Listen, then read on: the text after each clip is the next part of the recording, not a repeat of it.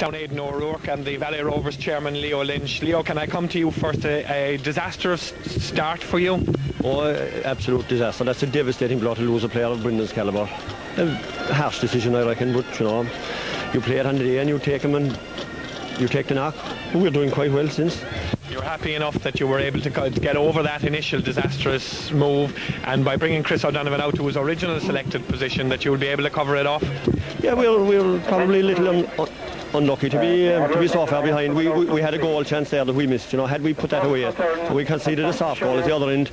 Overall, I think for the last 10 minutes we were the top. We had the upper hand there for the last 10 minutes of the first half. Leo, this match never really has ignited in the way that we all had hoped that it might have. It's a pretty tense affair, isn't it? It's tight, like any serious match like that. There's very close marking, and conditions aren't that conducive to open hurling because the ball isn't travelling. You know, you saw 2 or 3 examples of where the ball plugged today, you know, where it hit the ground and plugged. Same when you pull in the ball, you're not getting any distance out of it. The other disaster, of course, that befell you during the first half was, of course, the goal that Michael O'Sullivan might well have left over the bar in the first instance. How did you see that? Oh, shades of Tipperary in '84, I think. But, you know, notwithstanding that, I think a keeper's job is to stop everything. He was a little unlucky that his backs were caught napping. He batted out the ball and the backs were on their way in. The forwards were on their way in with the advantages. I take it, Leo, that you're still of the opinion that you can win this match? Oh, without a doubt, Pat. I'm convinced we'll win this match. In fact, I expected coming in today that we'd win this game by 6 or 7 points. No, we're down a man. I'll advise that down to a point or 2. Okay. Thank you very much, Leo.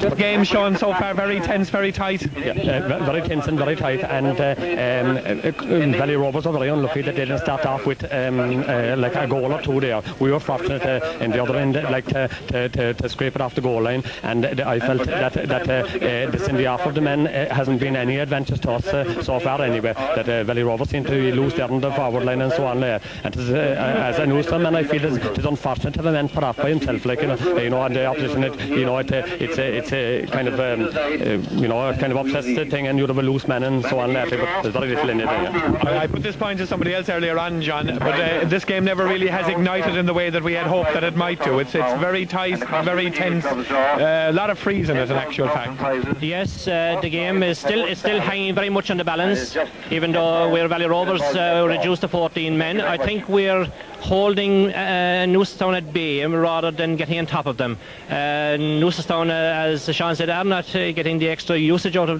the extra man. But I think Valley Rovers, they adapted very well to the situation. Unlucky not to get the goal or 2 maybe at the start. I'm still very hopeful of them for the second half that they'll pull it. One of the things that I seem to notice from my position at any rate is that some of the players, particularly in the half-back line under the puck out, seem to be missing the ball because the sun is in their eyes. Is that a factor, do you think? Yes, although I think the half-back line at times under that puck out are coming too much forward. Noosastown seem to be, they're watching the break and they're getting it. At midfield, of course, we had a bit of trouble there at midfield. I think hopefully it will be tidied up there with Dennis Kiley having moved in there. Tony Lynch would be a better more central forward, and maybe at full forward he'd do the job for us. Finally, Paddy, as the teams come back out on the field, could I ask you for a prediction? Well, I'd be disappointed if we didn't pull through by 2 to 3 points. John, what do you say? I still think we can edge it, and the 1 point, as I've always said, the 1 point will do me. Okay, gentlemen, thank you both very much.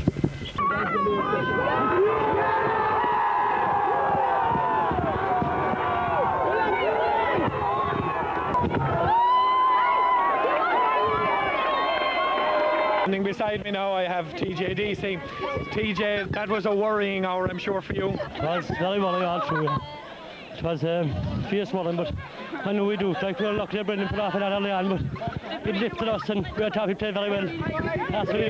Even right to the very end, those last couple of moments, that game was never quite over. It was never over, no. It was right up to the last minute, like we could have. But once we came up the field again near the end, it was pretty hopeful after that. Well, of course, the real credit probably goes to the fact that while you were a man down, you held the fourth. That's right, we done very well with the man down. They made no great use of the extra man in the first half, and I thought that when he was inside the full back line, he was no danger there. I thought our back line played very well all through, and I think it paid off in the end. We were bound to get a few scores, and thankfully we did. It all worked. Were you worried that you weren't getting the goal that you needed? Not really, no. We were taught to take the points and let the goals did come, and thankfully we took the points and the goals didn't come. We won anyway, that was the main. But once again, despite astounding noise, TJ, I know that you'll celebrate long and well. Congratulations, well done.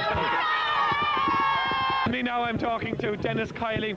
Dennis, a marvellous afternoon for you. Not bad at all. It was a long time coming. Nobody can say we don't deserve it. You were obviously worried at half time that maybe you were in a little trouble. You were a man down and maybe... Yeah, things look bad, but geez, all I thought it was the All-Ireland final. Like, I knew that we were going to win, like, you know. Couldn't but win. When did you think you had the match won? When we got to 2 points after half time there, and when their man was sent off, it was obviously a great boost to us, you know. But I think if no man should have been sent off, I don't think Brendan deserved to be sent off in the first place, you know, and I think the ref was just trying to even up the score after that. So I suppose that's the way it happened. It was a tense, tight kind of game, Dennis. Goals and scores generally were kind of hard to come. You watch, the ground was so heavy, it was hard to even to run with the ball, to pick and play, you know. It was all a pulling game on the ground, and as the ground was so heavy, then the ball wouldn't travel, you know. Were you worried when Pat Kennelly went through what might have been a goal for Newcestown near the end? Yeah, no, I knew he wouldn't score, like, you know. Dennis, congratulations, okay, and thank you very much. With me now, I have Aidan Crowley. Aidan, of course, whose frees today were all important and really made a marvellous contribution to this game. Aidan, how does it feel now? Unbelievable, man. Never anything like it before. All the way. It makes up for the last 3 or 4 years, and definitely. Were you worried? You obviously must have been worried during the course of the game that you weren't going to do it. I wouldn't say worried, anxious. I was confident in the team, especially when Brindy was sent off. We had to win it for him. So it's a case of just everyone having to work hard now. It was a very tight, tense kind of game, Aidan. You never really were able to get on top or never pull away, as it were, even though you were hurling quite well there towards the end. No, but I thought we were still in control the whole time, even though we weren't getting the scores. I thought we had them at bay. Our full backline especially was totally in control, I thought. And there was never any danger inside her. Once again, I have Paddy O'Halloran, of course, the chairman of the Newcestown Club, and John Newman from Valley Rovers. Disappointed, Paddy, obviously, at this stage. Well, bad, very disappointing for us. We lost the game that we had for the taking of time, but I'd be the first to congratulate Valley Rovers. I've seen Valley Rovers losing their last number of finals, particularly the one here against Kilmurray. Now, I always maintained this year that Valley Rovers, having lost the first round intermediate football, if they gave the hurlers a chance, because they had run bars closely in Unsmewon a couple of years ago, that they were going to be a very hard team to beat. Now, I would like to warmly congratulate Valley. For you in the match was somewhere in the middle of that second half as well. Certainly in the middle of the second half, we seemed to take complete control, I thought. We missed some good chances, which would have put the match well beyond doubt, I thought, at that stage. But Newcestown did battle back. We held on. I've lost an awful lot of thought in the excitement, but I must say though that Aidan Crowley, I think he held Newcestown at bay there when they did try to come back. You didn't mention Noel Brady, whom for my money I thought was one that had an outstanding game. Noel Brady had a mighty game, I thought, today. He picked up an awful lot of ball, I would say there wasn't much loose ball, but he cleared well behind the lines. What do you think of that match today? One of the greatest games I ever enjoyed. But that's not really true. You were very worried for a long time there, weren't you? Not greatly, to be candid about them. I think, in my version, they're the best team ever came out of in Shannon. You'll celebrate long and hard tonight. And I'm delighted to live so long to see them bringing back a county to Shannon. Well, very many congratulations, and I hope you have a great week. Thank you very much. Thanks. With me now, I have once again, of course, a very disappointed Aidan O'Rourke, and beside him, the Valley Rovers football supremo, Paddy Palmer. Can I come to you first, Paddy, and congratulate you? How does that feel today? I think that without any shadow of a doubt, like, it has made up for all of the defeats down through the years. During the weekend in Shannon, I never experienced anything like it. The excitement, so many people getting involved with supporters clubs, people contributing money. And I think like that today was just a fitting tribute to all the efforts that have been put in down through the years, from Father Murphy's time down to the football successes and failures and the disappointments of not winning the hurling championship in the South East for 20 years. I think today makes it up for it all. And I must say, like, that every player out there played their hearts out, and it was a great feeling. It's great to be in Inishannon person for a change after a county final.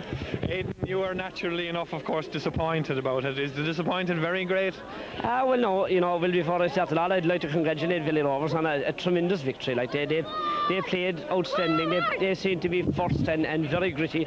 They really hunted the ball well, like, and naturally enough, we are very much indeed. Well, with me I have, of course, an overjoyed Leo Lynch, the chairman of Valley Rovers, and may I be the first to say congratulations to you and well done.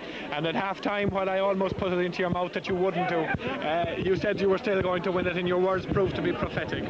Yes, Patty, I was convinced that, you know, having seen Newcestown play twice this year, that we had 15 better hurlers through and through, and I think that was the way it actually went on the day. We had probably 4 or 5 outstanding players on the day, but I think the strength of this Rovers team has been the ability of 4 or 5 different individuals to rise their game at different days. Nevertheless, you must have been at the edge of your seat for several times during that second half when Newcestown with a man extra were threatening your goal, and they appeared to be defending sometimes desperately.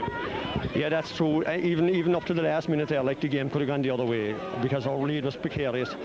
You know, it was a game, and a game goes in the breaks. We got a few on the day. Well, the second half to be proved to be much more entertaining than the first half, which was maybe a little slow to ignite. But nevertheless, you saw that the turning point in the match was where someplace in the halfway part of the second half, or when the player was sent off, or no, I think from once our lads settled down after 5 minutes of the second half, the upper end of the field here conditions are much better, and they suited our forwards. I think that was the factor. There's better ground above. They were able to get the ball up and control it and take their points as they I suggested to somebody at half-time as well, Leo, which you may not have heard, was that the sun seemed to be playing a factor in it, that the players with us looking into the sun found it difficult to see the ball. Very difficult, very difficult. You'd have to stand actually on the end line up there to appreciate how difficult it was. You know, the pressure was on the backs when the ball is coming in like that, and so it proved. Well, all the years of waiting and all the heartbreaking years of losing in county finals has finally been put away from you. The joy and the celebration in the Shannon, of course, will go on all this week. Oh, at least this week. National holiday for a week, I think. Well, I won't delay you any longer other than to say once again congratulations, Leo Lynch, and well done. It's a proud moment. Thanks, Matt. Thank you very much. You too. Oh yeah, sorry, yeah.